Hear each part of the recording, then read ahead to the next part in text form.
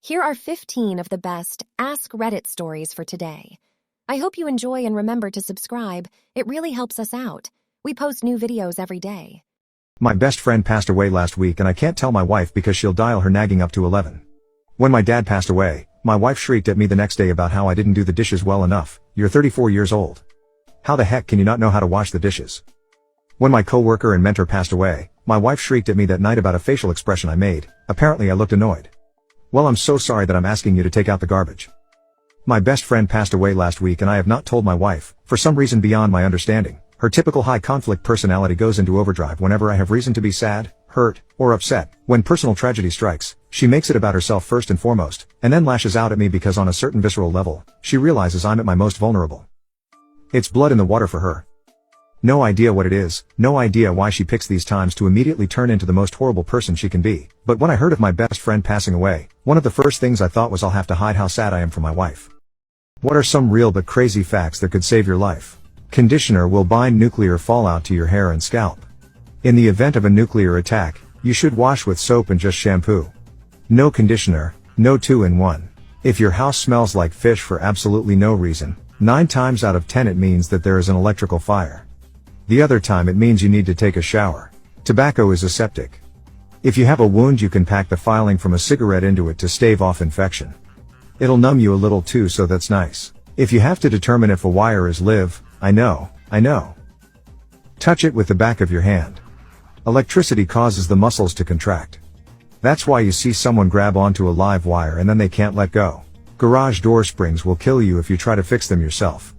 Fact. If you end up having to survive in a forest, crickets or grasshoppers chirping is not annoying, it is your sign of safety. Crickets stop chirping when something big is moving close to them. This is definitely going to go on a TikTok video with a Subway Surfers background. In high school our gym teacher asked us who we thought the smartest teacher in the school was. We guessed the AP Chem teacher, the pre-calc teacher, the AP Physics teacher, etc.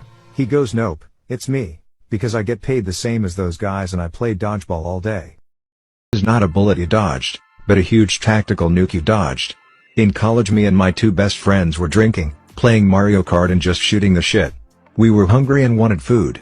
I said let's just make a tombstone pizza because we've been drinking and most delivery services were closed at 1:30 a.m. One said he's fine to drive, I said no bad idea.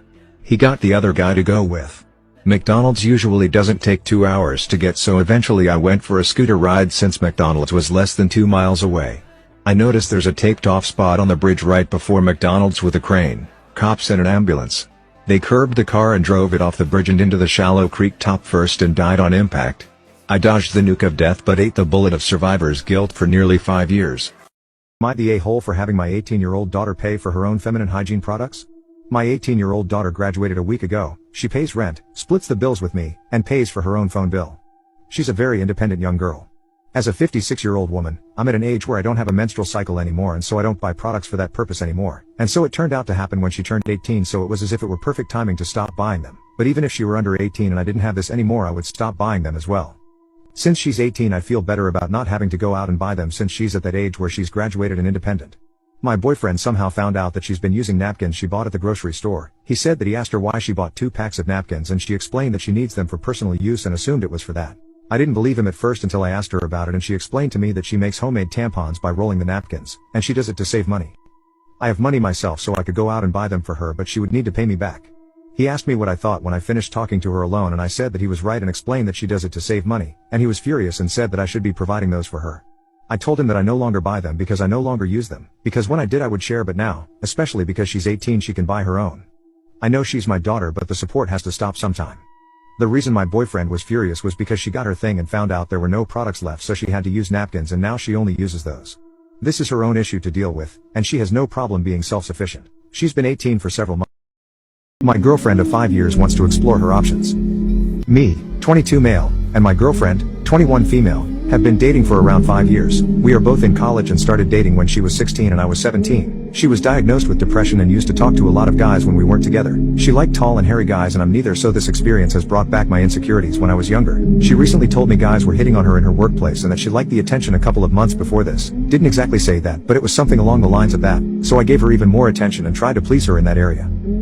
She just told me that she wants to explore her options since she's still young. She told me something along the lines of she's unsure if she's gonna regret not exploring her options and how she feels trapped. Asked me how I know I'm not going to regret it either. I thought our relationship was going great. I communicate with her while making love. Ask how she's doing and how I can improve myself and our relationship. She smiled with me, laughed with me. We went out to so many places together that we both picked out. We shop. We have passionate kisses. We have inside jokes. And even though she's not perfect, I still work it out with her because in my mind there's no one I'd rather be with. God, we had so many anniversaries we gave each other presents every holiday or special occasion. I've been with her through the lowest of lows. It feels like everything we've had together was just a lie. So she could stop being lonely, but I hope that's not the case.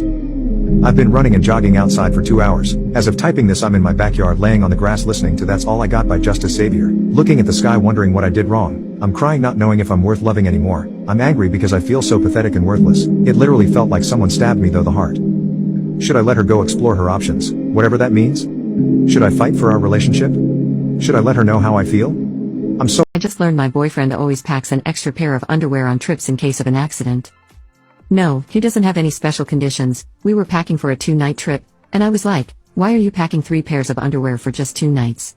And he said that he always brings an extra pair in case of accidents. I was like, in case you pee in your pants or what? He was like, yeah, just any kind of accident that could happen where you need another pair of underwear, and I asked, have you ever needed them? And he said, no, I never have, but it's just good to have them. Apparently, he's just always done it. His mom used to pack him 1 extra pair when he was a kid, just in case, and now, in his mid-30s, he packs an extra pair of underwear in case of an accident. Am I the asshole for not wanting my 29F husband, 31M, to teach our future baby Spanish? Okay, so I'm in a bit of a dilemma here. I am currently 37 weeks pregnant, so we are getting ready to receive our girl. The problem is my husband has recently told me he wants to teach her Spanish too. The thing is, he isn't even Spanish. He was born here but lived on Spain since he was 4 until he was 19. Now, if he had some sort of cultural or family connection to Spain, then I might consider it. But he is American. When he initially told me at around 21 weeks, I thought he was joking, so I let it go. But now that he brought it up again, I told him how I felt about it. I told him what I told you guys above, and that it would be hard for her because they are very different languages. He started arguing that there are many kids that are raised bilingual and are very smart, but I also feel like it might cut me from my child. He is mad at me for not accepting, and I can't help but wonder if I was an asshole here. My girlfriend cheated on me, but her reasoning makes sense. Don't get me wrong, I am neither a cheater or condone cheating, but I simply understand that we humans fuck up sometimes, and it's how we react after that our real character shows up. She was on a vacation when this happened, but to her credit she immediately called me the next morning and cut her vacation short to come back. We had a long conversation ranging everything from if she is happy with a monogamous relationship, to if it was consensual and what steps will she take for it to never happen again. Basically, what happened was that she was enjoying drinks at the hotel bar when the guy sat beside her. He started flirting with her and she liked the ego boost and validation. So she continued talking and having drinks with him. Ultimately he asked her to come back to his room and she accepted. It hurt to hear, but at least she was totally honest and didn't shirk responsibility for her actions. So I asked her how will she stop it from happening again. She said that her immediate plan is to limit her drinking to 1 peg unless she is with someone she trusts, and she has also started therapy to better understand her need for validation from others. Also, being drunk played a part, as I firmly believe that if she was sober she would never have done it. I once tried to jump off the roof of a 8-story building while drunk, as I was convinced the fall won't hurt me. But I am surprised that I am not more angry or upset. My own reaction is a mystery to me. Reddit, any idea what's going on with me? Regret leaving my marriage. Long story short, partner of 9 years and I decided to have an open marriage. Admittedly, I pushed for it because I was fascinated by and strongly drawn to a coworker. My relationship was overall good but a bit unsatisfactory in the bedroom department. I'd often avoid sex, dread going to bed and feel awful when I turned my partner down but just couldn't get turned on. In hindsight I see he tried absolutely everything I asked or wanted in an effort to please me, but it just wasn't working. I played with the idea of leaving many times but never did. We got married, opened our relationship up, and I left him for that coworker. 5 years later, my ex is looking happy as ever and is engaged to a lovely woman who shares his value system, strict ethical vegan. I'm so happy he's happy, but I find myself still crying and missing him terribly. I find myself looking at my current partner, the coworker, and wishing he was more like my ex. He was silly and goofy and funny and yes, sometimes irritated me, but my current partner is just not what I thought. He has very low affect, muted emotions, constantly, okay. Never tells me he's stressed or worried or displays emotion really. The dew wore off and I find myself resenting him for not being my ex-husband. Which is totally unfair because I left my ex for him. He's a good man but not as good as my ex. I deeply regret it but can never go back, in part because my ex is now engaged and also because during our separation before our divorce, his mom became ill and eventually passed. I was so ashamed of how I had conducted myself during the separation and guilty that I had manipulated an open marriage and got involved with someone I had feelings for that I couldn't face him or his mom and dad. I'm still so deeply ashamed. I just learned my boyfriend always packs an extra pair of underwear on trips in case of an accident. No, he doesn't have any special conditions. We were packing for a 2-night trip, And I was like, why are you packing 3 pairs of underwear for just 2 nights? And he said that he always brings an extra pair in case of accidents. I was like, in case you pee in your pants or what? He was like, yeah, just any kind of accident that could happen where you need another pair of underwear. And I asked, have you ever needed them? And he said, no, I never have, but it's just good to have them. Apparently, he's just always done it. His mom used to pack him 1 extra pair when he was a kid, just in case, and now, in his mid-30s, he packs an extra pair of underwear in case of an accident. My boyfriend of 5 years says I'm not wife material. Today I, 23 female, wanted to have a serious talk about where our relationship is going because I really do see myself married to this man, 26. I basically always have. He says he loves me but he really can't see himself marrying me. He told me I'm the best girlfriend in the world, but not really a wife or a mother. That hurts because I want to have kids. I think he realized how rude it sounded because he kept telling me I'm a great girl, he loves me, etc. But he elaborated by telling me I'm too much fun. He said I like partying, we hooked up on the first date, tried out his weirdest kinks, I'm a risk taker, swear a lot, talk about sex, I like to dress sexy, but all these things are things I could cut down on. Well, besides the first date thing, which I think is stupid anyway. My life isn't about partying. I survived without it during quarantine. I just like to have fun with friends like most people, I'm just a social person. And I wouldn't swear in front of kids or talk about sex. And my style can change. I'm also someone who loves to read, is interested in history, etc. I'm multifaceted. He admitted to me finally it's because he just can't see me as a wife and a mother after some of the stuff we've done sexually. I know this is a Freudian complex and he's not a bigoted guy who wants a 1950s housewife or anything. I just think I need to prove I can be those things and he needs to get over this somehow. Help? People who sleep naked, why? It stops people from sitting next to me on the train. Women, what do you find the most confusing about men?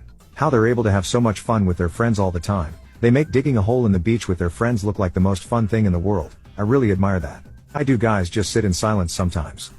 I thought for a long time my boyfriend was sick of me, but he was just sitting there with his brain off, I guess. When they behave as the smartest man in the world and 5 minutes later as the village idiot. When a guy will slip something very heartbreaking into a convo, like something like an extremely abusive parent did or whatever, and he's talking about it very casually and you're like, holy F my dude, are you alright? But you can't actually say that or overreact too much because he'll never tell you anything again if you do, so you have to sit there and be like, ah yes that sucks dude, but inside are like, sir may I hug you please?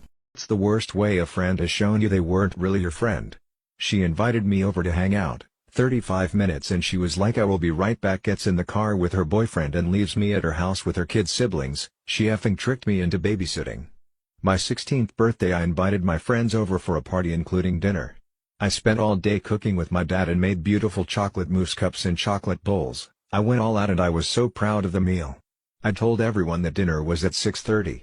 Nobody showed up until 8:30. They were completely stoned and had a bag of toys from Dollar Tree. I had already cleaned up and put away all the food. They had all been hanging out without me on my birthday and I was still an afterthought.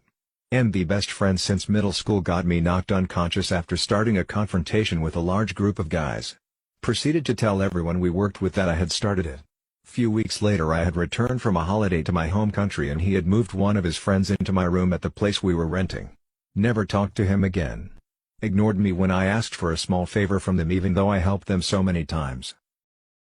We're in hell, but if you beat the devil in a game of your choice he will let you out. What game would you pick? Chugging holy water. Coin toss. My lack of confidence in the games I'm actually good at leaves me only chance as my option, and nothing is more reliable in this scenario than 50-50 odds. Never have I ever. There is no way that I have done more things than the devil. I challenge him to a Bob Ross painting contest and beat the devil out of it. The game to seduce me into a relationship. If the devil loses, get out of hell card. If the devil wins, at least my time in hell will be more entertaining. I've heard a game of hangman using the word jazz is a good bet.